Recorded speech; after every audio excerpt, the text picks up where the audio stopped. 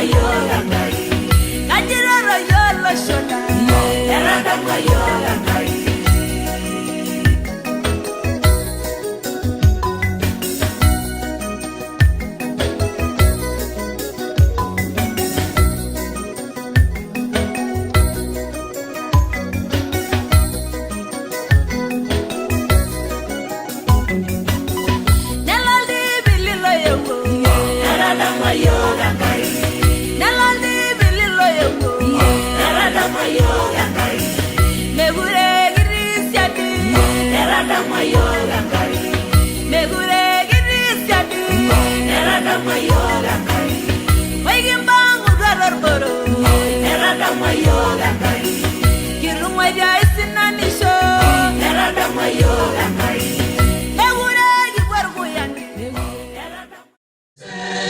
Kuishi kwa amani, tutimize na malengo yetu, jumuiya yetu sote. Hili dudu halichagui tabaka, kabila wala dini.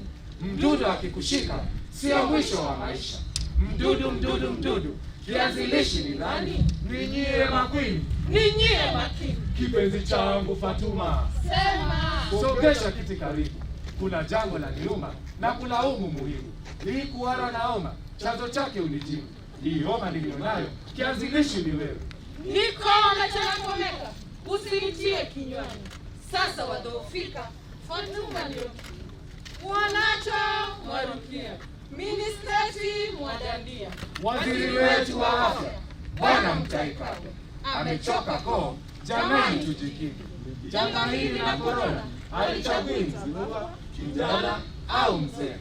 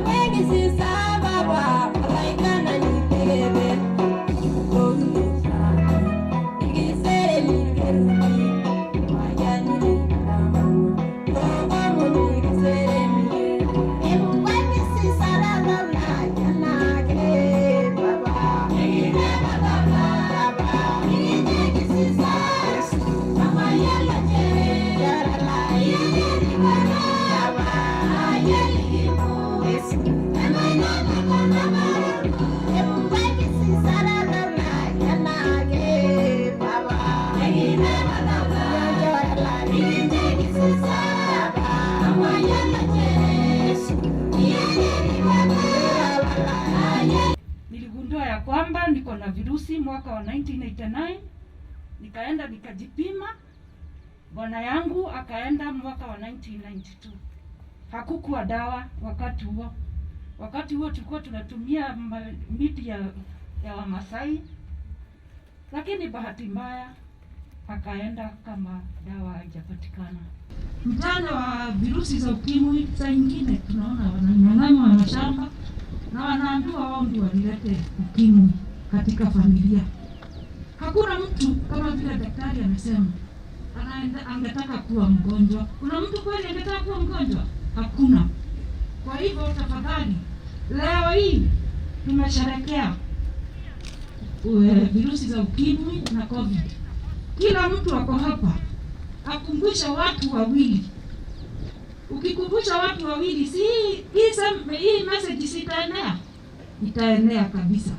Mimi vile niko hapa sasa hivi last born wangu kwa university, na nilipata na janga yeye akiwa primary. Kwa hivyo wakati nilijijua nikajifungua mwenyewe na nikaanza kutafuta group za watu ambayo pia ni positive kwa community yangu na kuwaelimisha kwamba kuishi na virusi sio maisha. Nilifurahia sana wakati niliteuliwa kuwa mmoja kufanya kazi kwa county government, the Ministry of Health, kwa sababu nilikuja kukutana na wengi ambayo sikuwa nawajua, na saa nyingine inabidi hata ninawapeleka 2 3 kulingana na mfuko yangu kwenda tukule nyama pamoja, na nikuambia kuishi ni kitu muhimu sana. Mkaribie waadhiriwa sana, kwa sababu kwa hii janga ya corona saa hizi hata wengi kupata chakula ni shida. Na hii watu kuwa identified, wanaweza kuwa identified through our facilities in the county, kwa sababu most of the children are orphans, kina mama ni widows.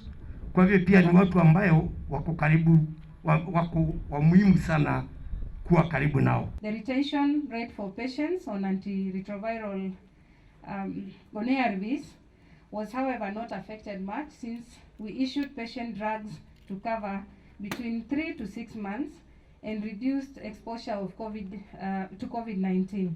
They received drugs at home through their peers and courier services. For civilians, our positivity is among the highest nationally, calling for the need to scale up civilians testing, especially in Kajiado West and Central, since their testing is low and the positivity is the highest in the county, in those 2 sub-counties. Your Excellency and Madam Cass, reaching the 90% of all people living with HIV will know their status, and 90% of people with diagnosed HIV infection receive sustained antiretroviral therapy. 90% of all people receiving antiretroviral therapy will have viral suppression. That is the 1990 goals, and moving to an HIV-free generation will be challenging, especially for the hard-to-reach parts of Kajiado. For us to achieve and to push further to an HIV-free population, I'm encouraging every person to get tested today. We have an HIV testing stand, and I think later we'll be launching the self-kit, and help to put the end to this pandemic. Know your status. If you're still positive, protect yourself and your partners and get ART. Each of us needs to educate each other to stop the spread of HIV/AIDS. We marking World AIDS Day, tunataka encourage hawa ambao wamekuwa infected, ya kwamba, as Mzee said here, there is always life after testing positive. Let us encourage those ones who have not tested to test so that they know their condition. Let us encourage those who are living with that disease wapate maisha, waone ya kwamba it's not the end of life. And above all, let us focus on what Dr. Mercy Mtahi Kagwe and the entire team and His Excellency the Governor have always told us, to put on our masks. Wananchi wa Kajiado, naomba tafadhali, tukikomesha corona na tukikomesha HIV, pia tunaacha kutenga watu kwa sababu ya kuwa wagonjwa. Mtu akishamaliza ile isolation na ameambiwa ako negative na ako tayari kurudi kwa kazi zake, tusitenge watu kabisa, kwa sababu mtu mwenye ametengwa ni mtu mwenye na hofu, na si hofu ya ugonjwa, ni hofu ya hasira ya kwamba wale watu walikuwa wanakula nao, wapendo wake, wameanza kumtenga. Na kwa hivyo naomba ya kwamba stigma ya HIV, stigma ya COVID tuangamize. Kama tumeambiwa tuvae ile barakoa, tumeambiwa tu sanitize na tuweke ile social distance, tufanye hivyo. Pia kwa HIV, tujue vile HIV inasambazwa, tujue maneno ya dawa, ndio basi tusianze saa zile tunaambiwa tuende kupimwa, tunafikiria sisi tukipimwa tutatengwa vile wengine wametengwa. Kenya has adopted its own national theme commercial HIV and COVID-19, and it's very important to talk about partnership, because this is not something that one can fight alone, but we all have to come together in order to achieve all the goals that we have set. Looking at HIV, previous speakers, Nelson and others said 1.2 million people on treatment is not something that we can really take it for granted. I think this is again the collective effort, and we congratulate Kenya for being on track towards achieving the 90-90-90 target. But when we look at the new infections, I think it's important to pay attention to the young people, to the key population, because that's where most of the new HIV infections are coming from.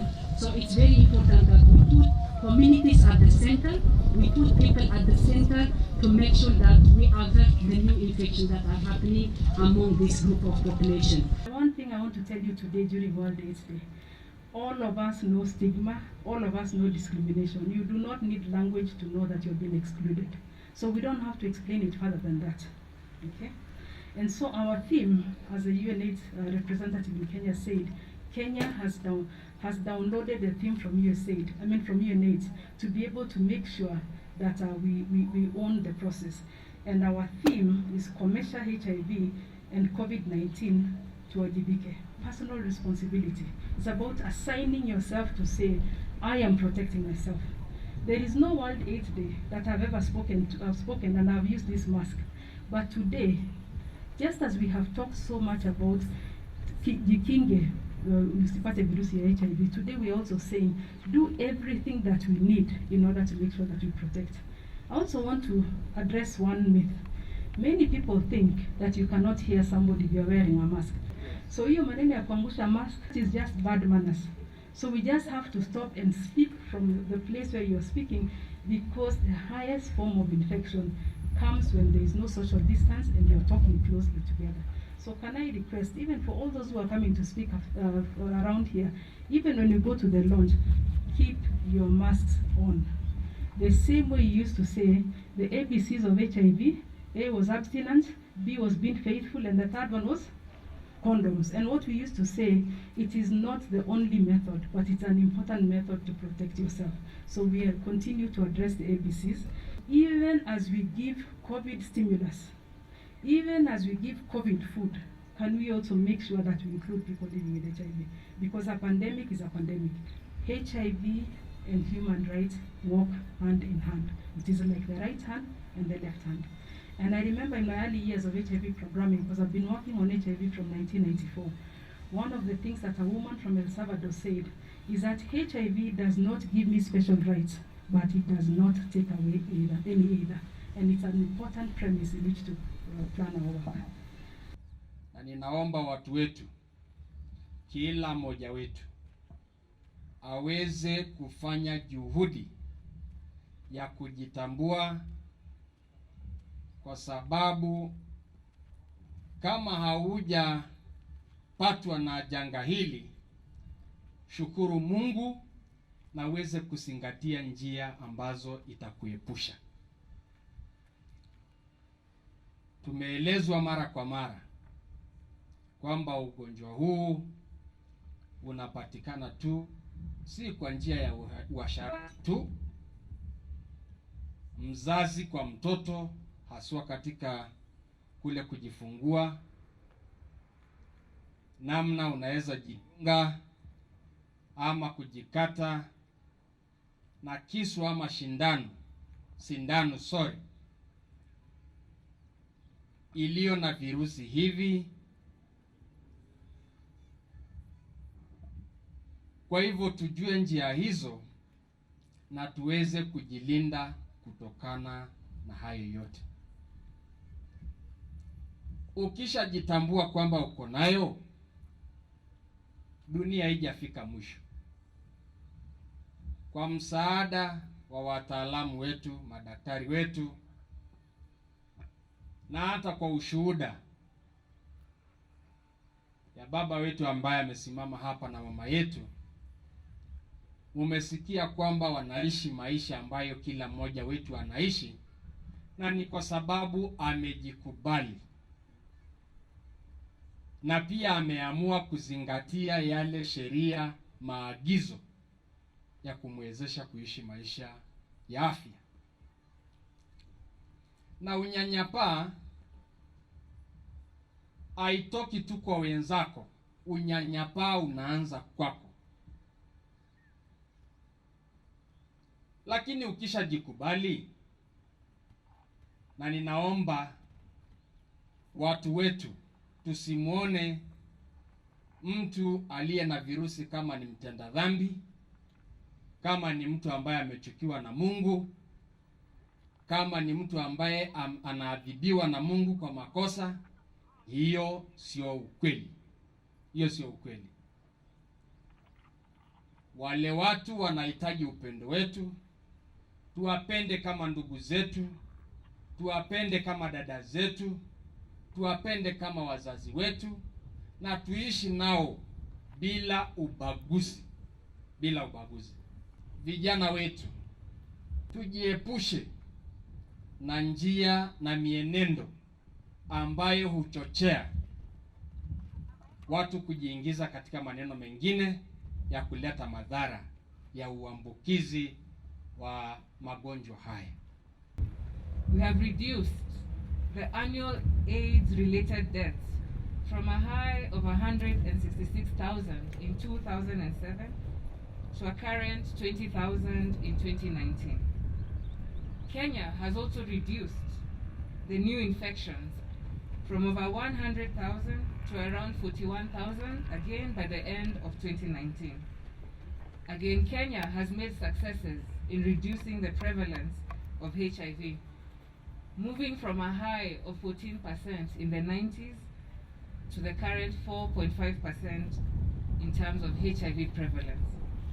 And therefore, these gains that have been made can only be attributed, one, to the political leadership and commitment of our president, two, to the leadership and commitment of all our elected leaders, including our governor today, but also to all stakeholders who are present today, for really making Kenya shine and get the gains in terms of HIV/AIDS.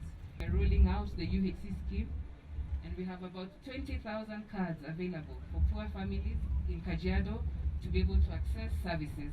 And so, Governor, we want you to lead these efforts and to really bring these people into the fold. The Ministry of Health is planning to bridge this gap through upscaling the current HIV testing services and technological innovation. We follow the advice of our global partners, such as WHO, who recommend HIV self-testing as a strategic intervention to ensure continuity of services in the context of COVID-19. And so today we are delighted. We shall be launching an ATM. This ATM, unlike the one that we popularly like, that has money, this one is one that is going to give us self-testing facilities. It will also be attached to virtual counseling services provided through a call center that is manned by able counselors. And all we need to do is get a kit and dial 1190 or download the application to be able to then get support in this use of the ATM. I would like to call upon all fellow men and women who have never been tested for HIV to take a test and to demonstrate their solidarity with their loved ones. We know that we should not leave anyone behind, and so this machine that we are launching today really is an avenue for us all to show that solidarity, because it's only when we come together we shall be able to defeat this pandemic. Today, many people have spoken about stigma for COVID-19. As we fight the COVID-19 pandemic, one of the most stumbling blocks, jambo ambalo limetulekea kikwazo katika janga hili la COVID-19, ni hilo jambo la stigma. And I'm very happy when the NAC chair came here and shared with us her experience in COVID-19, in programming for HIV, and when the two champions came in and shared their stories. We really need to learn from history. We really need to learn from history. I can tell you, working in the Ministry of Health, we are facing challenges where when we want to test people, people shy away. We are facing challenges when it comes to people going back to the community, challenges when it comes to the home-based care program, challenges when it comes to reintegration of these people in the community. Yet, I can tell you, as we speak today, as we sit today in this area, you've all seen with the hands that came up. You've either been tested or you've either come to contact with someone who has COVID-19, meaning it is nothing to fear about. Because this disease is like any other. It's a disease that is new. Yes, it is a disease that we are fighting, but stigma is one of the biggest bottlenecks that will prevent success when it comes to COVID-19. And so we need to take lessons from the HIV pandemic and ensure really, as a country, and a country which has been celebrated for overcoming stigma when it comes to HIV/AIDS, let us also be celebrated for overcoming stigma when it comes to COVID-19. And the Ministry of Health commits to continuing to work in partnership with your county to end AIDS. Choosing Kajiado to host this year's World AIDS Day is yet another demonstration of the confidence that you have in us and our ability to give the best. We appreciate the national government and our health stakeholders for their continued support of Kajiado as a preferred venue for matters of national importance and interest. Kajiado falls under the category of counties with moderate HIV infections, with a prevalence rate of currently standing at 3.4% as per the 2019 HIV estimates data. The presence of immigrant workers living far away from their families and who interact with host community calls for prescription of tailor-made HIV programming that suits the dynamics of this county. One of the areas I have realized needs some focus is HIV testing and counseling. We only have about 40 of these in our health facilities, most of whom are offering their services through the support of our health partners. Perhaps with more HIV personnel in our facilities, we could have a much clearer preference in our county. As such, therefore, I have directed the county's Department of Health to ensure we have at least 5 HIV testers and counselors in each of our level 4 hospitals. Distinguished guests, ladies and gentlemen, the HIV/AIDS challenge is one we are determined to confront. My government has put in place measures that have proved to be working for us in mitigating the impact and containment of the scourge. Towards this end, we are today launching the Kajiado County HIV and AIDS Profile and Kajiado County HIV and AIDS Strategic Plan, both of which present critical data to aid in policy decision and planning. The profile unmasks a picture of great strides in the HIV interventions. The success in the fight against HIV and AIDS in Kajiado County is owed to multilateral approach to the fight against the pandemic. In this regard, I wish to mention the role played by partners in the HIV and AIDS response. I want to especially recognize Afya Nyota, Ebonde, Kenya Red Cross, Care for AIDS, among others who have ensured that HIV services are within reach of the people of Kajiado. Huge resources have been invested in the response by these partners, and we are showing results for it.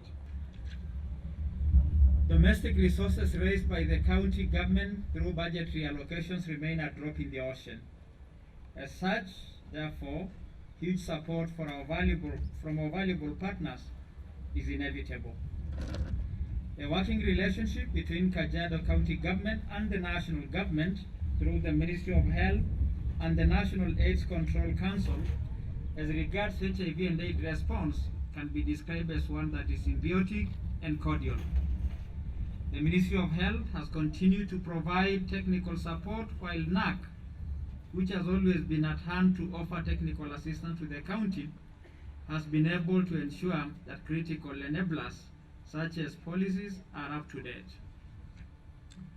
Going forward, my government commits to allocate more resources for the HIV response through the county treasury allocations. We also commit to look into our legal environment to ensure that our legislations are enablers and not a hindrance to HIV and AIDS prevention and management.